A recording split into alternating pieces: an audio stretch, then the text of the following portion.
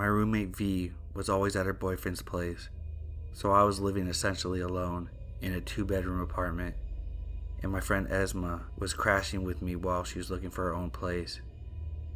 She found a place nearby, renting a master bedroom with an attached bathroom for way cheap. We checked out the Google Street View from my laptop, and it looked like a cute little beach house. She rode her bike over to check it out alone. The house was right on the beach, and tons of people were always around, so we thought nothing of it.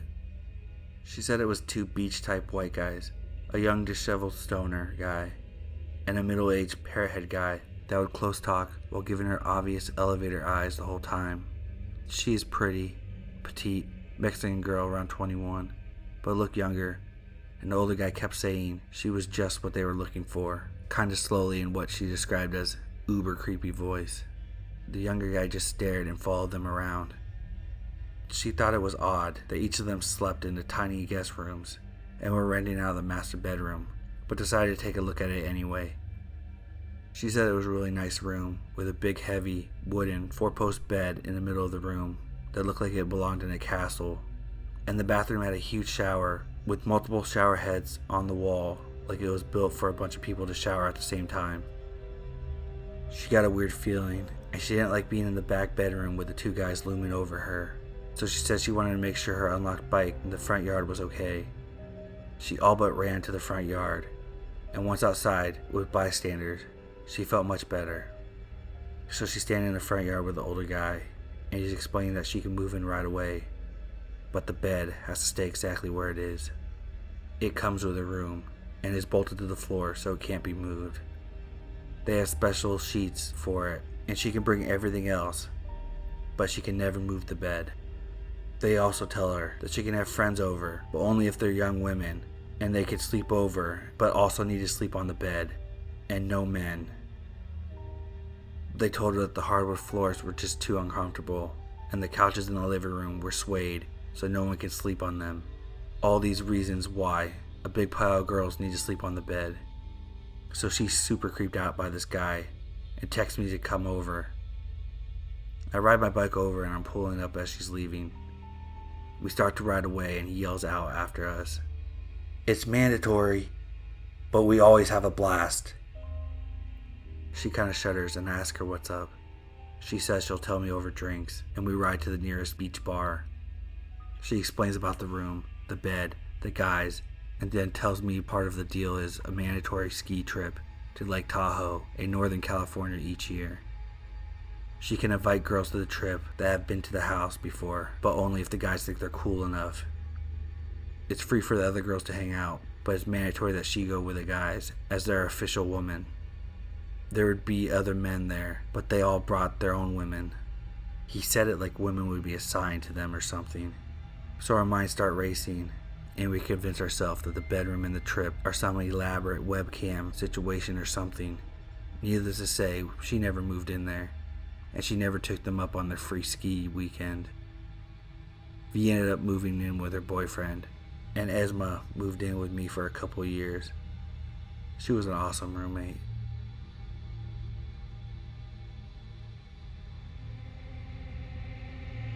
Firstly, 2 things you should know about me. One is that I've always believed that there could be something out there, but no matter how many haunted houses or places that my friends who have experienced the paranormal and said were definitely haunted, I've never experienced anything paranormal. There were teeny incidents here and there, but I have never experienced anything that made me sure that something paranormal was happening. 2 is that my dad collects antique stuff. Some are 100 years old, and he recently bought a particularly old clock, which may be connected. It started 4 days ago, when said clock entered our household. I was half asleep until I heard my sister's voice, but she was currently in another country, and I thought I was dreaming. I got up to get water, laid down and felt like something resembling a breath against my ear, and my sister's voice, "Wake up." I get up, call my boyfriend, then blame it on my meds and go back to sleep. Never mentioned this to anyone again.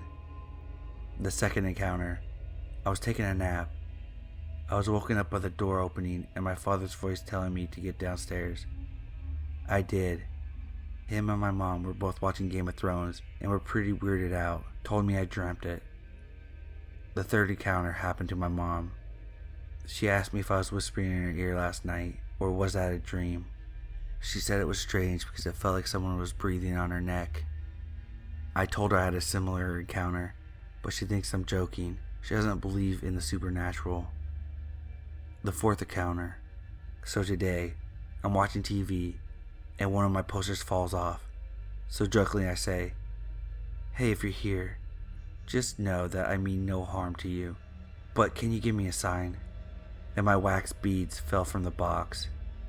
And I'm trying to tell myself that's just a coincidence, but I can't. Not anymore. I'm scared now. Please tell me what to do.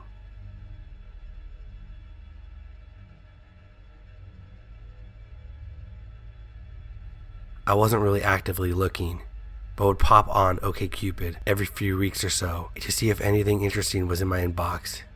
Being female, I had a very active inbox. I noticed an email from an interesting, fairly local guy. The email was alright, asking about polyamory, which I don't mind talking about if the person that is asking is sincerely interested and respectful. We got to chatting. I had zero romantic sexual interest, but thought this could be a friendship. After a few months of chatting, he found me on Facebook, asked if it was okay to send me a request, and I agreed. We've been chatting, getting along well, and he seemed like a nice person. A little weird, but that's okay, because I'm a little weird myself.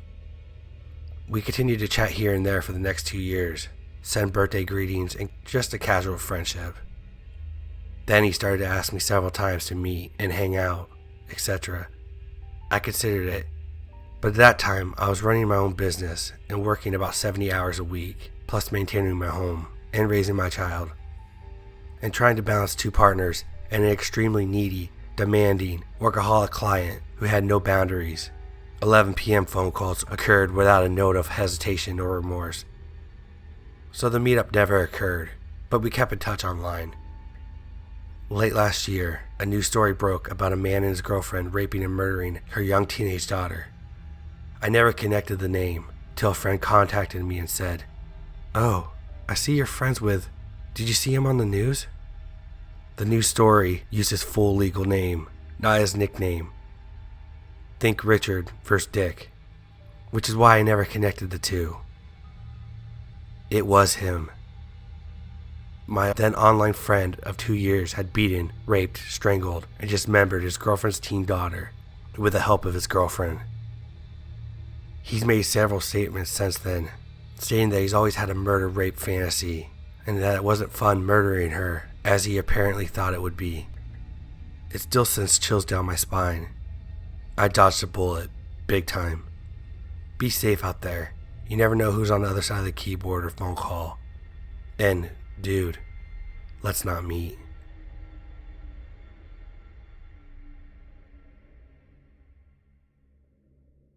I really love Craigslist. I'd estimate I've met maybe 300 people for buying or selling stuff, and for the most part, everyone was nice and harmless.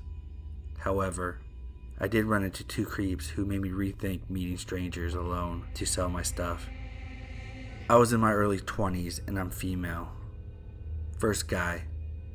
It's 2009 and I'm staying with my parents for the Christmas holidays in a small town in Florida. I'm going through my childhood room and cleaning out the closet when I find a giant CD holder full of maybe 100. It's the 21st century. No one uses CDs anymore. I figured I'd try to sell the CDs on Craigslist.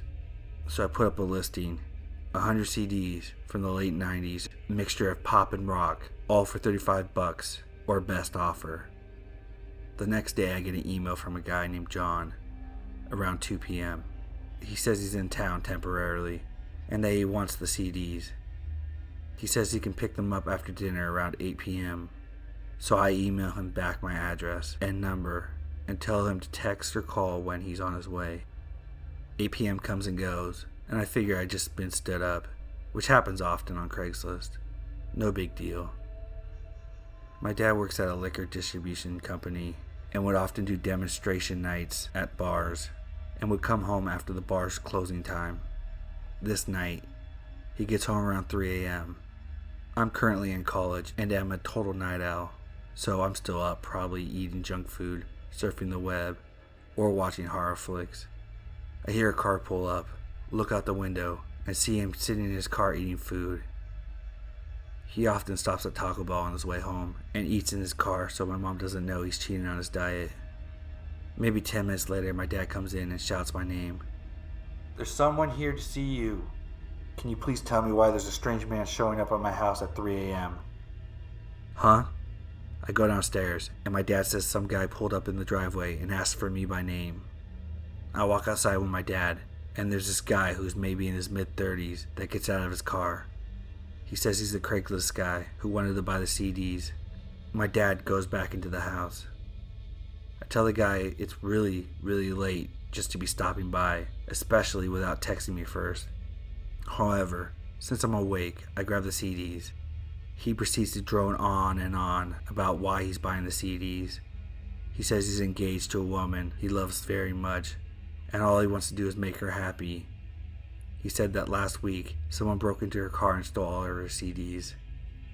She was really upset, and he wanted to make it up to her. He looked on Craigslist and found my listing, and was really excited, because I had a bunch of CDs that she used to have.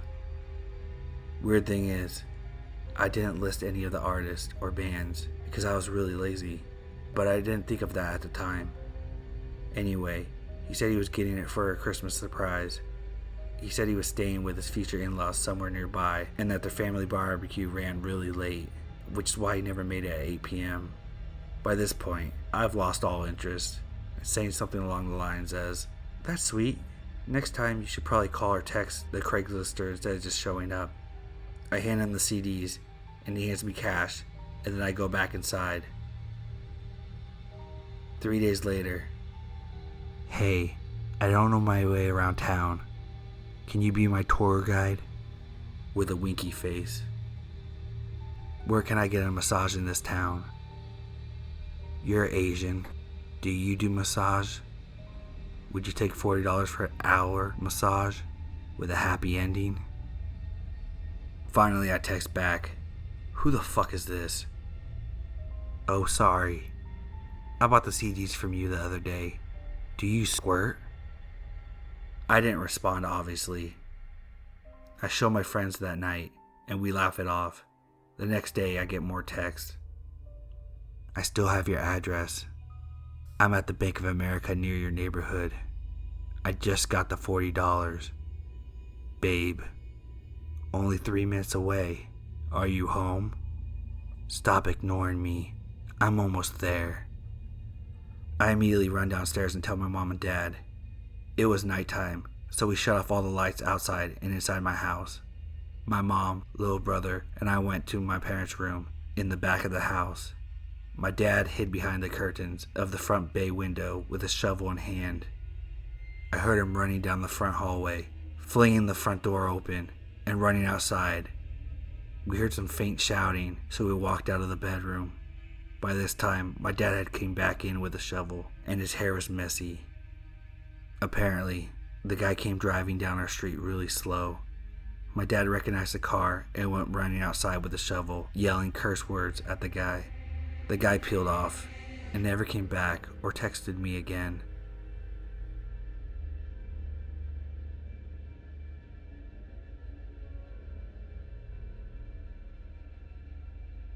One of the hottest trends on YouTube right now is ordering random mystery boxes from complete strangers on the deep web and opening them up in front of a camera.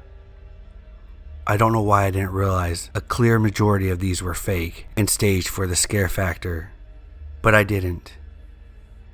I thought it was a great idea and hopped on the bandwagon to claim my YouTube stardom that I desperately longed for. For those who do not know a lot about the deep web, it's simply a part of the internet that isn't accessible from your basic Chrome, Firefox, or Explorer search engines. You must download the encryption program, Tor, and the Tor browser for starters. It's not illegal to access this part of the internet, but since this is anonymous, A great deal of illegal actions happened here. The possibilities are endless. So I grabbed my laptop, I've had since I graduated in 2011, and download the required programs. I prefer to use my laptop over my desktop in case of any viruses and such. My 7-year-old laptop is a little bit more disposable. I had a little Bitcoin phase a few years ago when it was blowing up, so I had a little saved already, but it wasn't much, only 1 Bitcoin, which translates roughly $632. But it was enough for what I was looking for. After the downloads were finished, I opened the browser and started my journey at the Hidden Wiki website. They provided a lot of useful links to get started on the deep web. I scrolled through the warnings and gist of what it was and found the links I was looking for. Almost forgot, I muttered to myself as I grabbed the duct tape from my desk drawer. I cut a tiny square piece off and placed it over my webcam. Call me paranoid, but I'd rather be safe than sorry. I clicked one of the first links and waited for what seemed like forever for the page to load. It was a very plain page with a list of popular websites that you could scroll through on the side. I continued to search through the web links until I found a page dedicated for mystery boxes. I wanted to find one around $500 so people knew I meant business on my channel.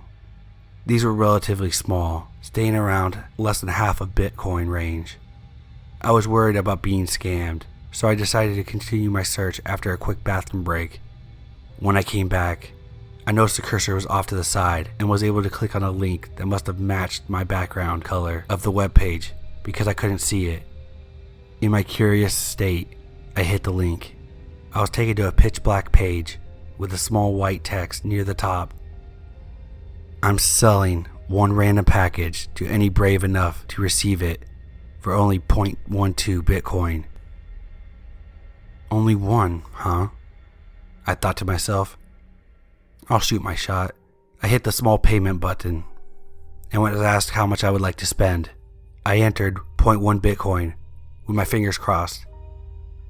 The payment went through without any hesitation, and I was instantly met in a chat box asking where I'd like my package sent. I know it wasn't a good idea, and I regret it to this day, but other YouTube channels use their own addresses often, so I thought nothing of it, and I gave them my home address. I waited over a month for the box to come in, 36 days to be exact. It finally arrived directly on my front porch and was wrapped numerous times in red tape. I set up my camera on the tripod and adjusted it to show me and the box on the small wooden table. I draped a sheet in the background so it looked more professional. I collected some gloves and scissors so I could bang the video out in one go. Hey everyone, welcome to tonight's vlog. Boy, do I have a surprise for you. I continued my open monologue, mentioning how I got the box and how much I paid. Without wasting further time, let's open this deep web mystery box. I grab the scissors and cut along the red tape. I make sure my gloves are tight, and I rip the box open. My brow furrows as I see just one book. Without saying a word, I take out the book from the box. I was really pissed. I spent over $600 on a book. Well, folks, looks like we got us a dud. These pages better be made out of gold. The outside of the book was old and tattered. It smelled of mildew and mold. I cracked the book open to the first page and glanced over the contents. It's an old photo album. Smells old and rotten. Look at these pictures. Show the camera a view of the page contents. It has 4 pictures on the first page, all labeled by days. The first picture said day 1, the second said day 2, and so on. The pictures were taken from an old Polaroid camera.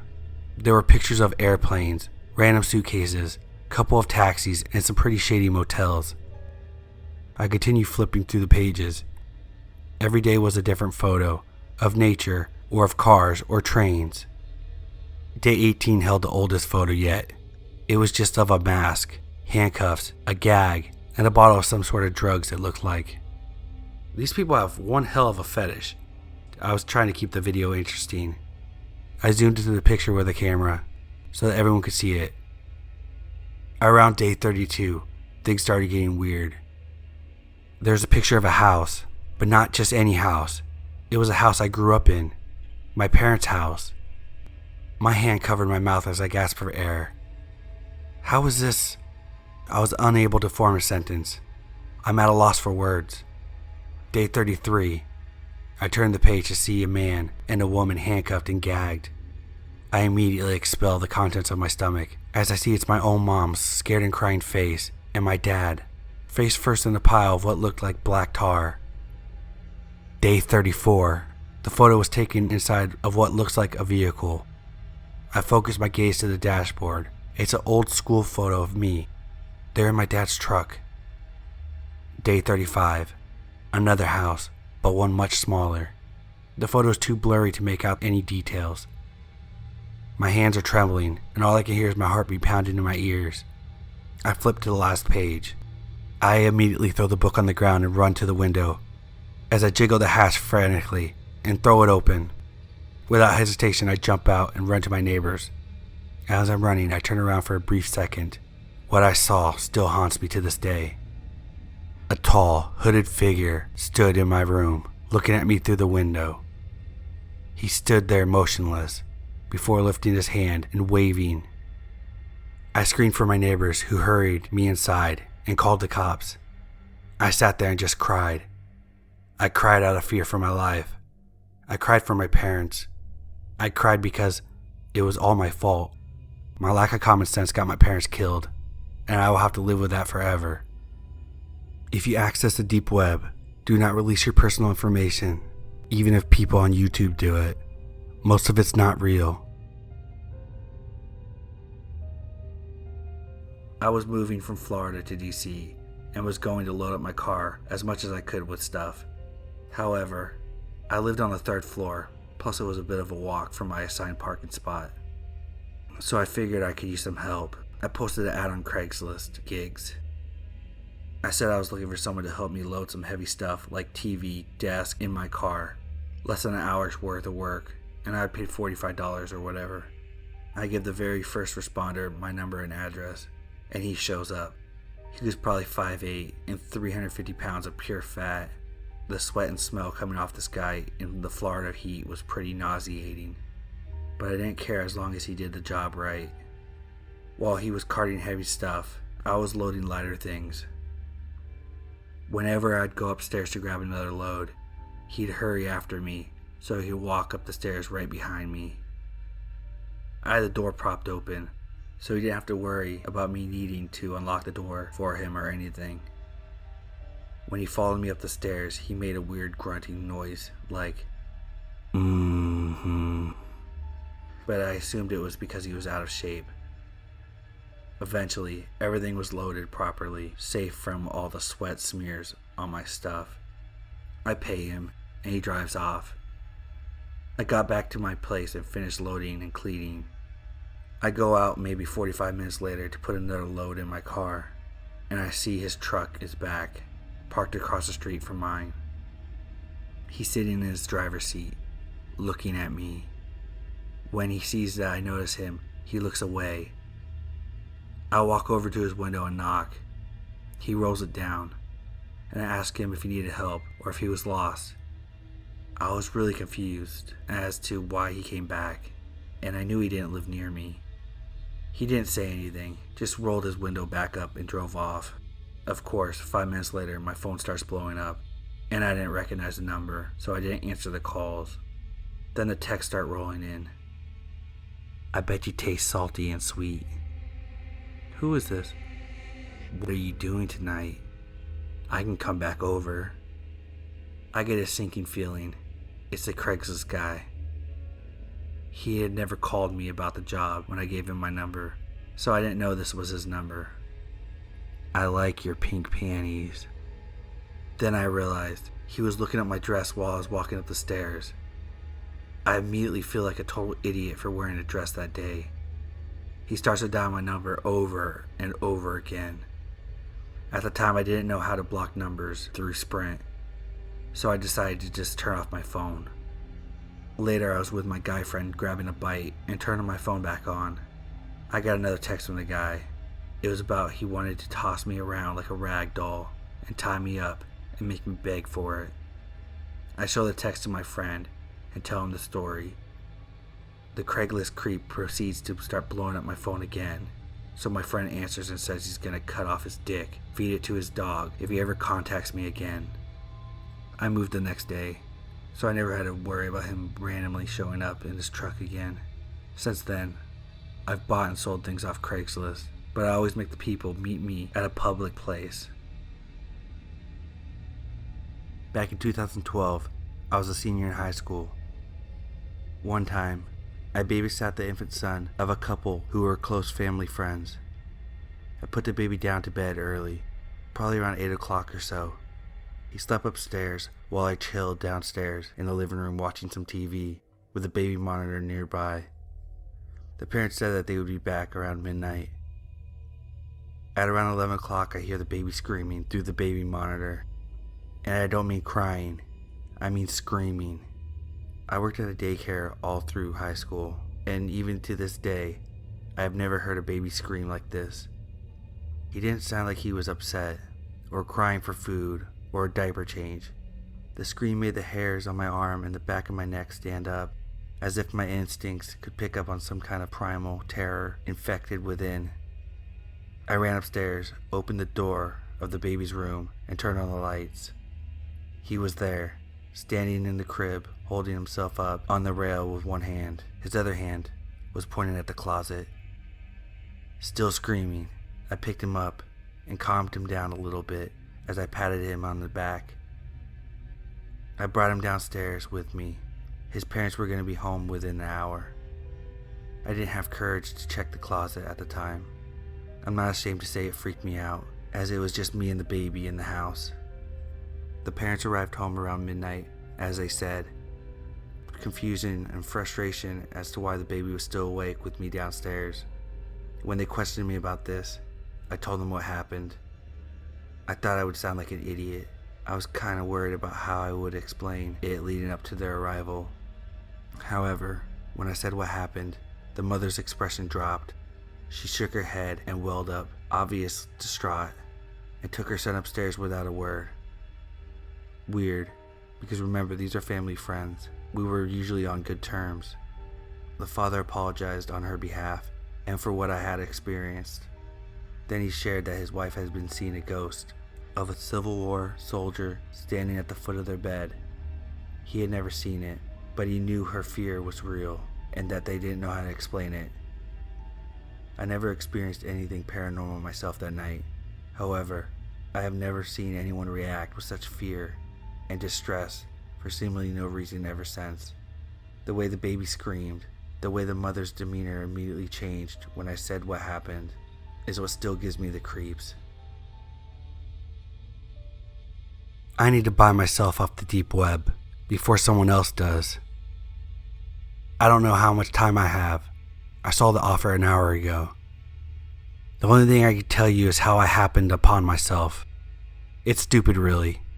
Really, really, really stupid. I was trying to impress my friends.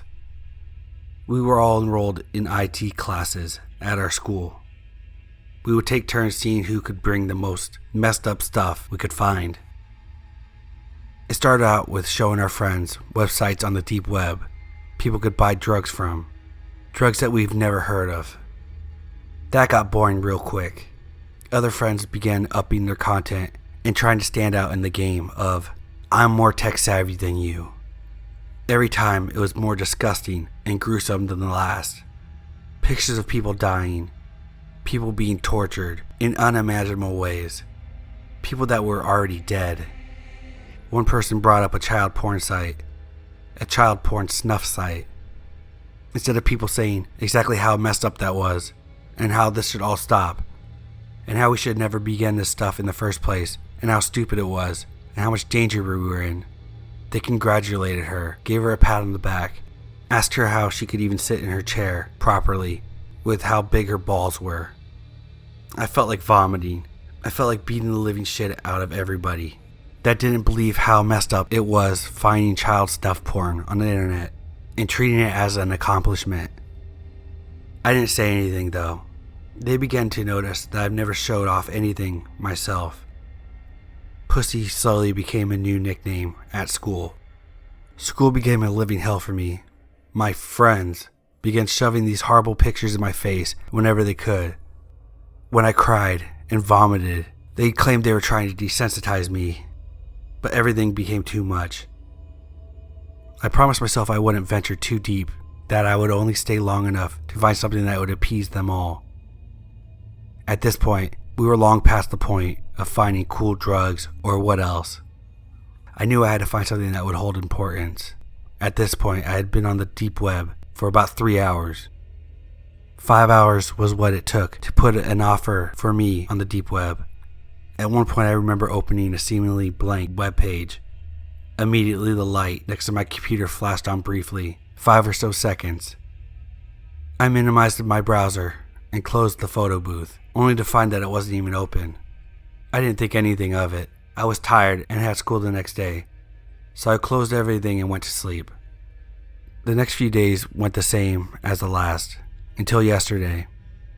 When I walked in, everyone was huddled around one desk and talking in hushed voices. A few girls were crying, and all of them were pale and covered with sweat. I didn't want to see whatever was causing this reaction. Nobody noticed I'd walked in until after class had started. I caught several of them staring at me during the class. They had probably planned a new way to make me go home sobbing. I tried to leave class as quickly as I could, but one of them caught up with me, and by the shoulder, they spun me around. "We need to talk." His voice quivered, and his clammy, trembling hands were soaking through my t-shirt. He led me to the back of the classroom with other students in the same shape as him. "Everything I hear now is someone is out to get me. The only sick thing that comforts me is that all the pretty bitches that made me do this in the first place are gonna sell quicker than me." During my freshman and sophomore years in college, I was extremely awkward. I had just came out as being gay, and I didn't have any friends, and I was generally a big wad of social anxiety. Given that I didn't even have the social skills to make a few friends, it's not surprising that I also had literally no dating experience. Miraculously, over the course of the summer and sophomore year, I just sort of grew out of the worst of my social awkwardness. I lost some weight. I had a lot more confidence in myself, and my self-esteem was a lot higher. I came back to school in August, and by October, I had a decent number of genuine friends and had gotten a lot more involved on campus. With my newfound confidence, I decided to download Grindr to see what it was like. For anyone that doesn't know, Grindr is a gay dating app and is primarily used for finding sex and hookups. Despite my recent improvements in the social arena, I was still extremely naive and inexperienced when it came to dating and sex. I set up a Grindr profile with a nice picture of myself and a very brief bio, and I got a lot of messages very quickly after my picture got approved.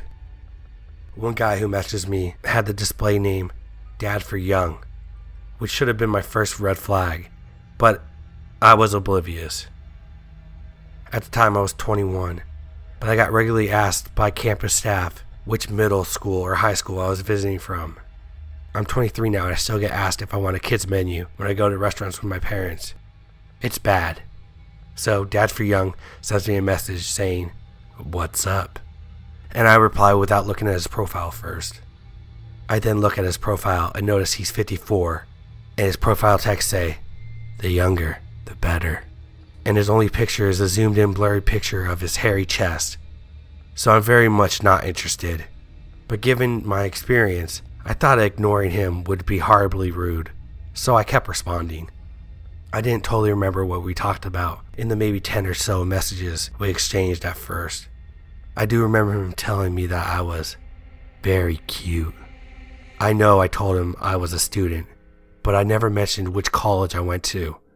It's important to note, I went to a college in a major city, and there's a bunch of different colleges within 5 miles of each other, and a few more within 10 miles of those.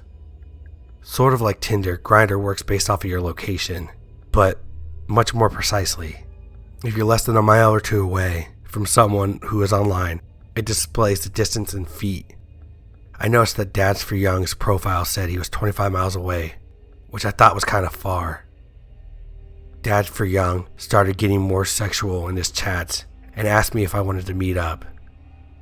I felt bad flat out denying him since he had been so polite.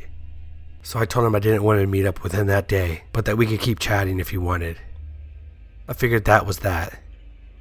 When I checked 20 minutes later, it said he was offline. About 30 minutes later, I get a message from him. Hey, I got wild hair, and I thought it would be nice to drive out to your college. I had not told him the name of my college, nor had I told him what town I was in. I looked at his profile, and it now said he was 3 miles away. I started freaking out a little bit. I didn't reply to the message in hopes that he would just leave me alone. It's important to note that my college had a couple different campus chunks separated by a few miles. I lived in the upperclassmen residential campus, which was about 2 miles away from the main campus, where all the other student dorms and main building are. I felt like if he was going to find me, he'd go to the main campus first, then maybe give up since not many outside people know about the separate residential campus. 5 or 6 minutes later, I get another message that says something like, "No fun if you don't play along. What building are you in?" His profile now says he's a little over 2,500 feet away, and every single time I reopen his profile, the distance would decrease. I'm fully losing my shit at this point. This guy had the ability to pinpoint my location, so I shut my blinds, turn off my light, and lock my window and door to the apartment, and my bedroom door. My roommate was also out of town on some kind of retreat, so it was just me. He kept sending me messages every minute or so saying, "I'm gonna find you. Here I come," and other supremely creepy shit like that. The distance was now down to 310 feet, and I was completely losing my mind and didn't know what to do. So I just deleted my whole profile. Nothing else happened that night, though I was absolutely terrified that he was gonna come knocking on my door. Fast forward to 3 days later. I decided to re-download Grindr after doing more research and seeing that you can adjust the settings so that my exact location is not visible. When I log on the first time with my remade profile, I adjust some of these search filters until the results were specified enough to display Dads for Young's profile, which I promptly blocked. Later that evening, I get a message from someone with the display name, "We'll find you," with the same gross profile picture as Dads for Young, and my stomach sinks. He sends me a flurry of messages. "You fucked up. Almost got the police called on me because of you. Couldn't find you, so I had to go to other dorms to find someone else. Said I was outside his dorm and told me to leave, and he'd call the cops.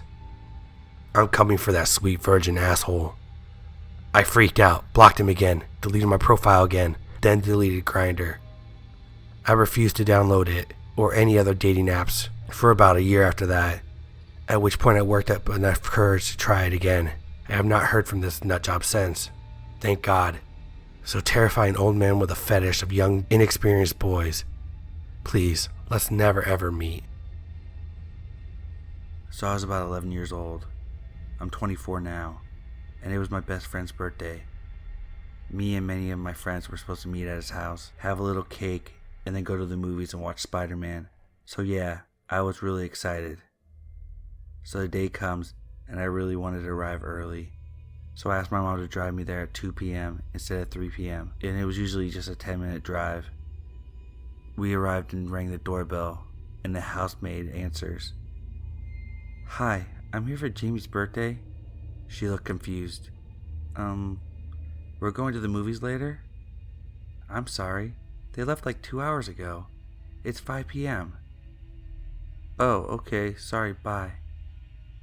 I walked back to my car, where my mom was still waiting, and told her everything. We checked the time, and in fact, 3 hours had passed since we left the house. We thought it had been our fault. Maybe the clock's wrong or something.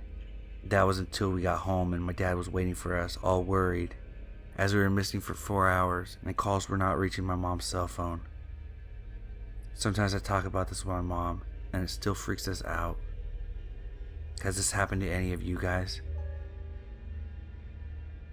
I work for a huge company that brings down bad websites on the web.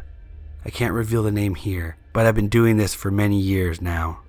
A few years ago, I discovered a group of red rooms called the 5 True Red Rooms. on the deep web. Now, don't go lurking around trying to find this, because you won't. The true Red Room cannot be accessed through Tor. If you try, you'll be setting yourself up for a shitty virus on your computer. I have been told that they're all scams, but rest assured, a few of them are not. It is very hard for an individual who doesn't understand the concept of the 5 red rooms to try to break in. Let's just say you'd have to know someone that runs one of them. It cannot be accessed through Tor. You have to have someone or be lucky enough to get a passcode to get into them. You have to be proven trustworthy. In this case, I gained the trust of someone who helped me moderate one. The true red rooms are a series of 5 rooms, sort of like doors.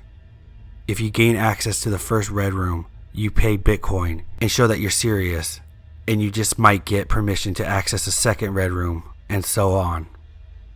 What are these evil live streams? I'll tell you. Here's the first true red room. I clicked on the first screen. A black box appeared asking for my passcode. I typed it in. It was 4 numbers, a dash, and my username to access the site. Permission granted, it said. I was in. I thought it was too easy. On the first page was a bunch of black video boxes with titles. Some of them were titled Watch Me Scare Kara or Tiffany Gets Spooked. I clicked on the Watch Me Scare Kara. A man with what seemed to be a cell phone camera pointed it towards the front door. He was inside the home. It was like he was hiding behind the door, as I could see living room furniture, a nice leather love seat, and bookshelves in the room. He whispers in a foreign language that I cannot understand. He never shows his face. Suddenly the doorknob is turning, and I hear keys rattling. A girl in the green nurse's uniform with blonde hair and a tan comes in. She's petite looking. She's probably in her 20s. Suddenly I hear a man's voice scream, "Don't move."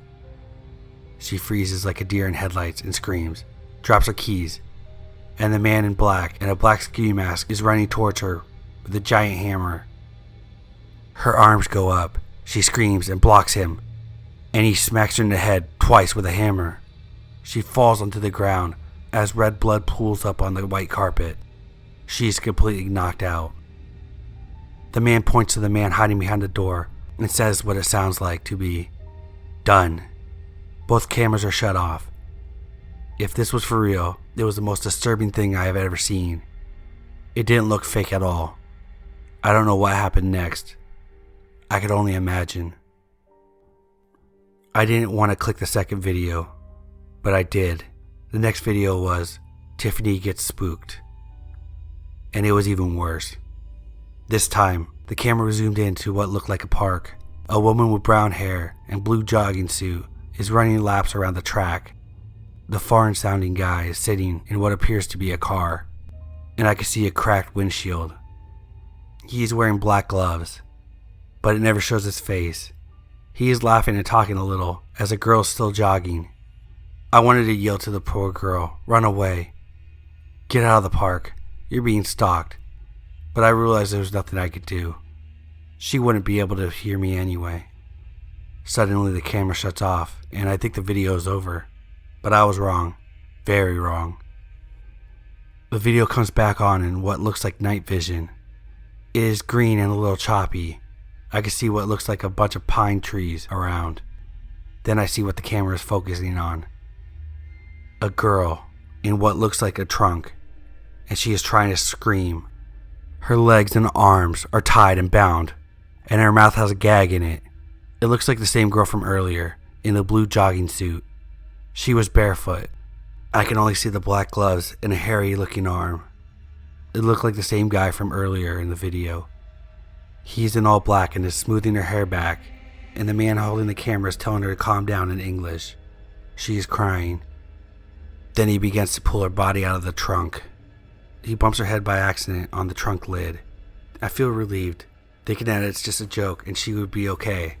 Suddenly I feel very sickened. I can't believe what they were going to do.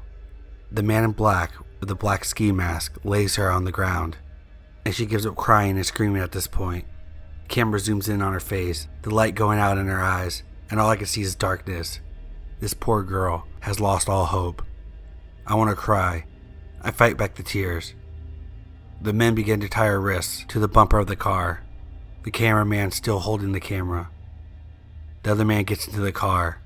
I hear the engine roar. They were going to drag her behind it. But the video cuts off. I'm in real estate. Also, for privacy, I've changed the names of the clients. One of the few haunting things I've experienced.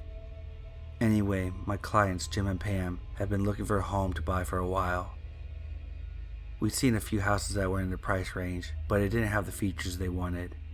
So when a home matching their requirements and price point popped up in the market, we were all more than motivated to give it a look and hopefully make an offer. We scheduled a showing for 7 p.m. that evening. I didn't have much going on that day, so I got there around 6:45. And since I still had 15 minutes before the buyers would get there, I decided to look through the house, also turn on the lights, as it was very dark, and turning on the lights for a showing is always a good idea. When I walk into the house, right away, I notice it's fairly nice for the price it's at. Seems to be underpriced by at least $10,000, if not more. And this gets me excited. I know the buyers are going to want to make an offer, so I just have to make sure there's nothing super awful. As I make my way through the rooms, turning on lights, I come upon an intercom in the hallway next to the kitchen. I press it and talk through it and hear that the other receiver is directly below me in the basement. Very cool, as I've only seen intercoms in movies. Then I walk through the door frame into the kitchen. The counters and cupboards look nice, but cheap. And I notice the refrigerator is open. Must have been bad suction, or someone left it open, I think to myself, and I go over and shut it. I give it a little tug, but it seems sealed pretty well, so I figure someone from previous showing left it open. Even though the refrigerator had nothing in it, it's still rude of the last agent to not do a once over and shut it. As I mull this over, the intercom buzzes and static comes through. I slowly walk into the hallway as it continues, and I'm a few steps away, and it cuts out. Must have an electric shortage or something downstairs. I hadn't gone downstairs yet, so I figure I might as well turn on the lights and check out what was going on with the intercom. The basement doesn't have a switch, just one of those pull string attached to the light in the middle of the room. The light from the outside is just enough so I can see where I'm going, but not much more. Before I can pull the string, I hear the intercom buzz back on, but this time it's static through the basement receiver. So the interference is coming from upstairs now. Not really sure what's going on at this point. I turn on the light and run upstairs. Again, the intercom stops as soon as I get close, but something in the kitchen catches my eye. I walk into the kitchen and find that every cupboard, drawer, and the refrigerator is wide open. My heart sinks and the hairs on my neck stand. At this point the scare was over, and the clients called to let me know they just arrived. I hurriedly slammed everything shut and tried to act normal for a bit. When I opened the door, Jim asked if I was feeling alright. I assumed I was slightly pale. We quickly walked through the house. Nothing opened this time, and afterwards I asked how they felt about the house. They both agreed that something felt off and dark about the house. I told them I sensed that too, but didn't go into detail. Needless to say, we didn't write an offer, and I've never gone back. Definitely creeped me out, and is definitely haunted. This just happened about 2 hours ago, and I'm still shaking. I live on the coast of South Carolina, and my backyard is directly on the Marsh. I woke up and went downstairs to the bathroom. I kept having a weird nagging feeling like I was forgetting something, or something was off. So I went to find my mother. She's a night owl, and usually stays up super late doing gardening stuff, and she likes to feed the raccoons. I went into the backyard and saw her about 100 yards from the back door facing the marsh. I called out to her, but she didn't hear me, so I started to walk out to her. Once I started getting closer, She turned to face me with a complete blank expression, so I asked her what was wrong. I was about 12 feet away from her, and she turned back towards the marsh. Then the back door opened, and I turned to see my mom standing on the deck, and she called out asking what I was doing. I've never ran so fast in my life, but I looked back at the marsh, and I could see that thing disappearing. It looked like my mom. I yelled at my mom to go inside, and something was out here. I told her what I saw, and I've been crying and shaking ever since. We wake up my husband and my dad, and they think I must have still been in a sleep state, and I dreamed it or something. I can't stop shaking. What the fuck just happened? Am I crazy? Did something lure me outside to the marsh? I must be losing my damn mind, but I know what I saw. When I was younger, I liked to window shop on the deep web. It wasn't anything serious. I just looked at the prices of various substances and how to get them delivered. That was my first exposure to the cryptocurrency. I wish I had never bought my first Bitcoin. There's a forum out there. I wish I could tell you it's dead and buried by now, but it isn't. I know because they're still tracking me. The first thread I read seems to be some kind of gambling action. Admins would take bets and users would place them. But the bets were not for sports or horse racing, not even cockfights. They were on suicides. Who would do it, when, and why? Who would push them over the edge and be the one straw to break the camel's back? In order to place bets, I had to exchange Bitcoin for Death Coin. This process was difficult, very difficult for a kid in high school, but when I finally did, it was exhilarating. The person I chose was, at the time, another high schooler. Her name was Karen, and she was from the same small town I am, but we went to different schools. Once the bet was placed, I was delivered via PDF on her life. I knew her habits and routines. I knew how long it took her to wake up in the morning, and how long it took her to go to sleep. I even knew her favorite color, which was blue. I bet that after a year of harassment, she would be in a wooden box 6 feet under. The admins would dedicate a thread to each victim for updates on their progress, and each victim had several field workers dedicated to them. They received the same info I did. The difference is that they went outside and put it to use. Field agents would covertly harass her in all ways. Graffiti directed at her, speaking about her within an earshot of her, and most daring agents broke into the house regularly. They didn't steal anything, though. What they did was move furniture ever so slightly in the same direction for months. Needless to say, this brought her past the brink. Karen began hearing voices in her head, and hearing things in her head, and she couldn't distinguish them from those outside. They all told her the same thing: kill yourself. Congratulations! Karen Walters was found dead this morning in her mother's car. The lucky winner is number 22830-5504. Attached to the thread is an article about the suicide. My username was just a few days before the winners. I lost hundreds of bucks, but I did get to watch someone spiral down for a year.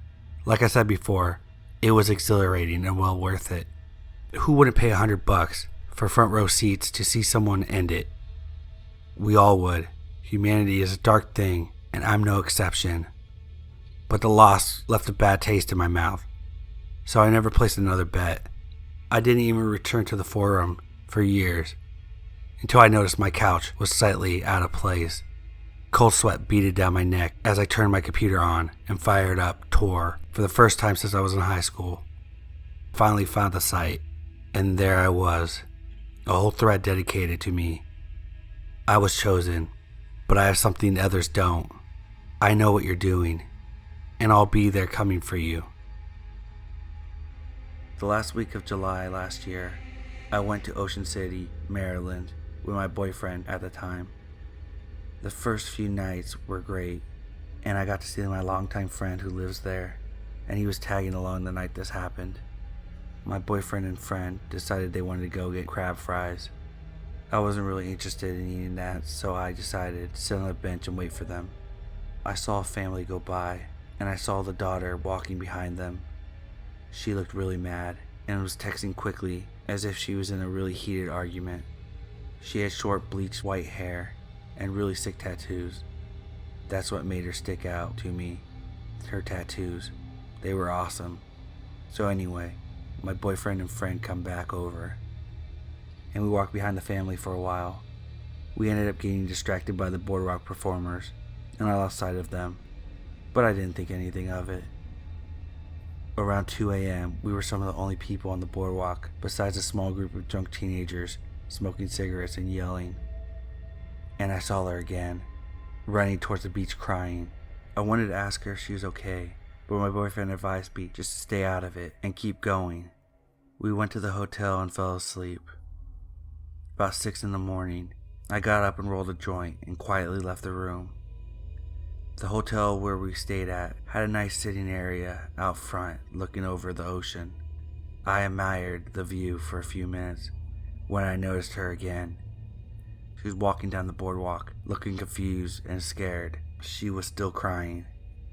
I got a weird gut feeling to follow her, so I tucked my joint into my clutch and followed a little bit behind her.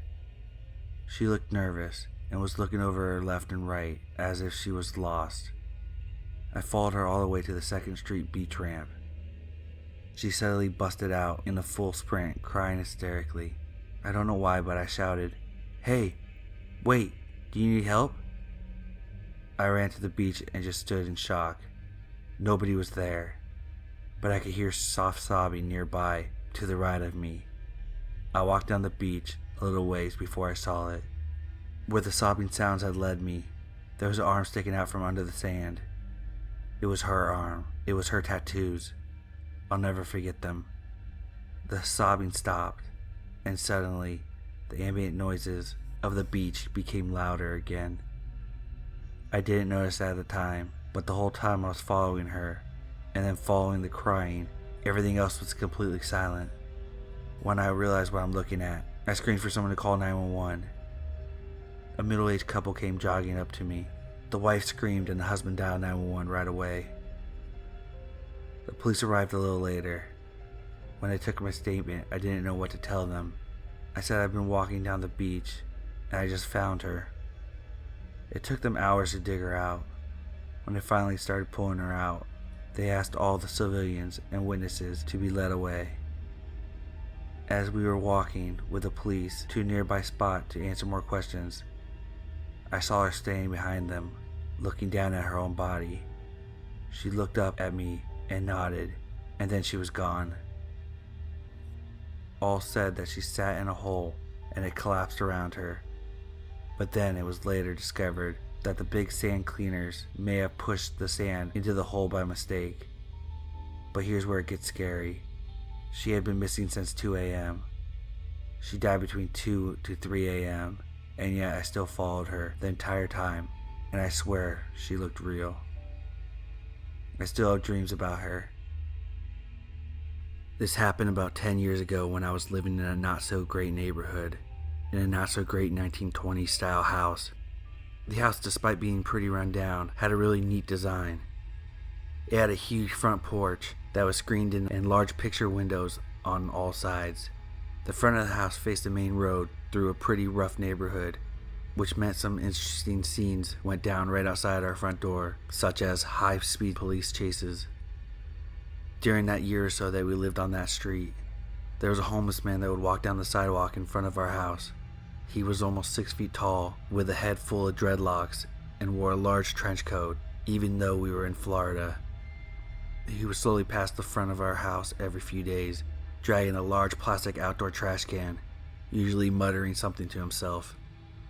He never really bothered me or made me uneasy, as I have a soft spot in my heart for the homeless. I was off work one day, home alone, waiting for my boyfriend to get home. It was still early in the evening and daylight outside, so I had the blinds up and some of the windows open. I was on the computer in the living room when I heard the man outside dragging the trash can, talking to himself. By this time we were so familiar with the sounds of the man that I didn't even go to the window to look. It goes away from my mind and an hour passes by. when I randomly noticed that I never actually heard him pass our house. As I mentioned, I became very familiar with the sounds of him walking past our house, so when I realized I hadn't heard him go from one side to the other, I got goosebumps all over my entire body. Because of my severe anxiety, I basically froze in the chair at this point. I know that the front blinds are always closed because we usually have a bong on the table, so I cannot tell if there's anyone in the front yard without getting up out of my seat. I slowly stand up and approach the door, look through the peephole, and to my horror, the man was staring right back at me. He had been standing there staring for an hour. I know that because as soon as he noticed my shadow obscure the peephole, he started pounding the door, pulling at the handle, and screaming nonsense at me. I completely panicked. I had no idea what this man was capable of. But as a survivor of sexual assault, I tend to immediately fear the worst. As he continued to pound on the door and yell, I ran to the bedroom and got our gun. Back in the living room, gun loaded, pointed at the door, I screamed at him to go away. He continues without a pause, as if he didn't hear me. I repeat myself and add that I have a gun. Literally no change. Finally, I screamed that the gun is loaded. I was terrified, and I would shoot through the door if he did not leave. After this, silence. I was too scared to check the peephole after our face-to-face encounter, so I called 911 and begged them to hurry. They caught up to the guy at the end of the road and drove me down to identify him. The cops were complete jerks. Apparently they knew this guy, and he was a regular trespasser at local businesses. I explained the story in detail to the police officers. I was visibly shaken up and crying. I explained that I almost shot the man and probably would have killed him. They tell me he's harmless and I'm overreacting. Maybe I was overreacting, but I'm not sorry. Would I have been absolutely heartbroken if I hurt this man, who was obviously not in the right mind? 100%. Would I have regretted not acting this way if he had gotten through my door? Most likely. Either way, let's not meet again, trash can guy.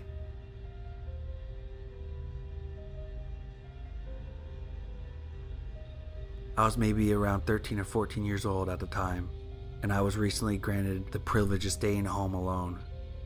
Every now and then when I was home alone, I'd hear sounds coming from upstairs, so I would instinctively call my mom. She then told me she used to hear things in her old house all the time, and how it's just the house settling in. Fast forward to many instances of the sound later. I decided the very next time I was going to be home alone, I was going to be completely silent and make as little noise as possible. Within the first half an hour, there was nothing, not a peep out of the entire house. I eventually got bored and felt safe, so I went to go grab the TV remote to watch some TV. But a few seconds before I grabbed the remote, I heard a loud crash upstairs and running footsteps. I was sure more than ever that someone was in the house. By now there were plenty of consistent sounds coming from upstairs, that it was a fact that someone was upstairs. 14-year-old me decided to hatch a quick plan. Being the skinny, most non-threatening little girl I was, I first grabbed a knife from the kitchen. Then I grabbed a shoe and propped the front door open. After a few moments and some deep breaths, I yelled out in the deepest voice I could, "I know you're upstairs. I am giving you a chance to leave without me calling the police, but I have propped the front door open and I'll be in the bathroom. Be aware that I am holding a knife, and if you refuse to leave, I will call the police." Sure enough, I walked into the bathroom with a knife, absolutely scared to death that someone will open the door. I wait and wait until the one sound to this day that will always scare me for this reason. I heard the front door close and the shoe was moved. I quickly locked the door and turned the alarm system on. I hope to never see this person or hear this person again.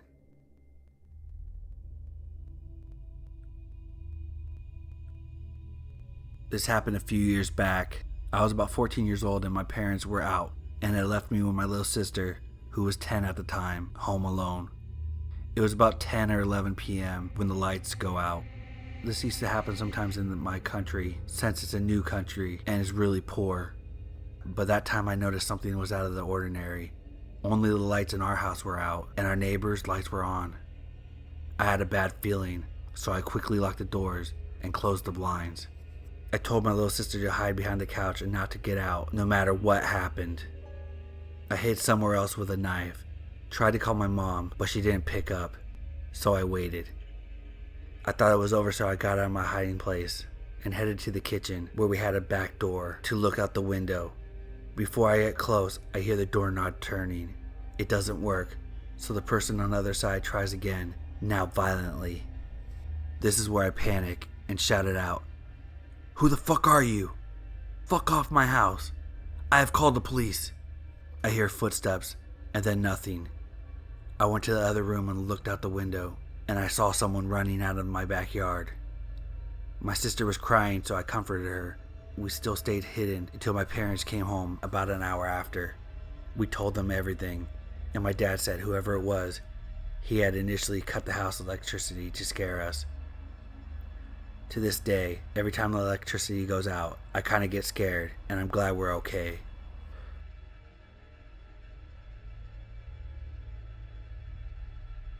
When I was 14, I would spend the summer holidays away from school at home.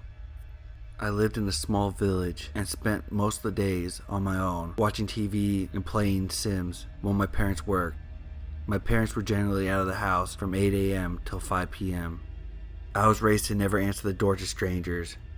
However, where I like to sit in the living room, the chair was located right next to the window anyway, so I could always see people on the street, and they could see me too. One day I sat watching daytime TV when I noticed a man walking down our street. Our street is a dead end, so I normally recognize everyone who walks down, but I certainly have never seen this man before. He was tall, thin, and unshaven. He was wearing a hooded jumper with the hood up and the sleeves rolled up, revealing tattoos on his arms, carrying a large duffel bag and looking closely at each house as he passed.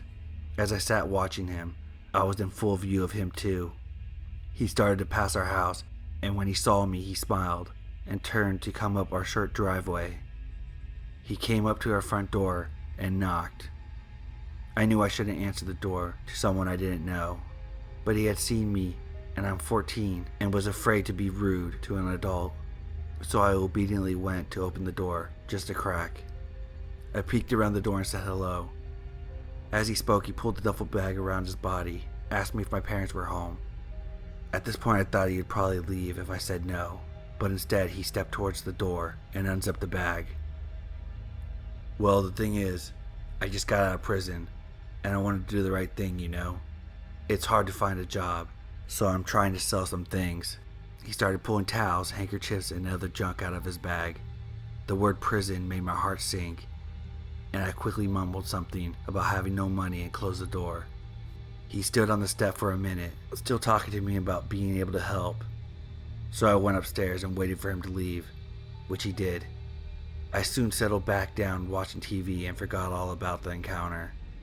At 5 p.m. my parents came home and took the TV, so I went up to my room.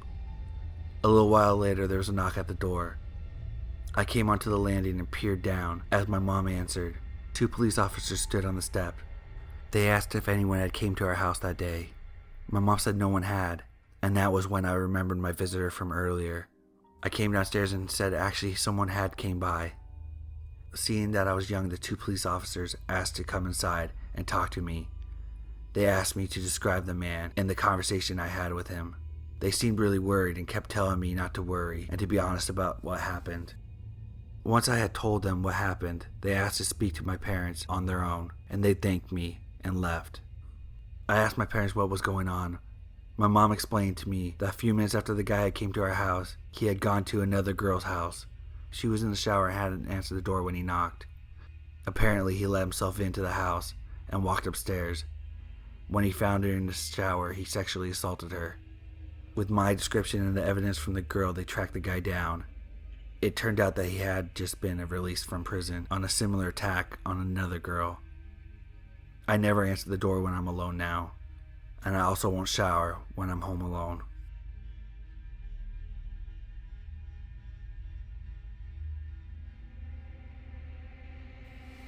This story comes from my father, born near Toronto, who grew up on a farm with his younger brother and his older sister. So this happened in 1969, while my dad was 8 or 9. One night, both parents were out of the house, along with his brother. They left him and his sister home alone. Eventually the phone rings and my father picks up, with a standard Canadian politeness. "Hello, this is Bob." The person calling said they were coming to kill both my father and his sister, and told them to leave the house. My father, slightly spooked, uses the intercom system to page his sister, telling her what happened. At this time, both children could drive, as they'd been doing so on the farm, so leaving the house wasn't too much of a problem. While packing up some things to leave, the phone rings again, and my father answers it. "Hello, this is Bob." The voice says, "Why haven't you left yet? I'm coming to kill you." With which my father replies, "Well, I'm trying to leave, but you keep fucking calling. I can't leave when I have to keep on answering the phone now, can I?" The voice hangs up and my father and sister drive to where their parents are having dinner. Nothing else happened with that voice. It was probably just a prank of some sort, and it didn't really faze my dad. But I thought you guys would enjoy this tale from Canada.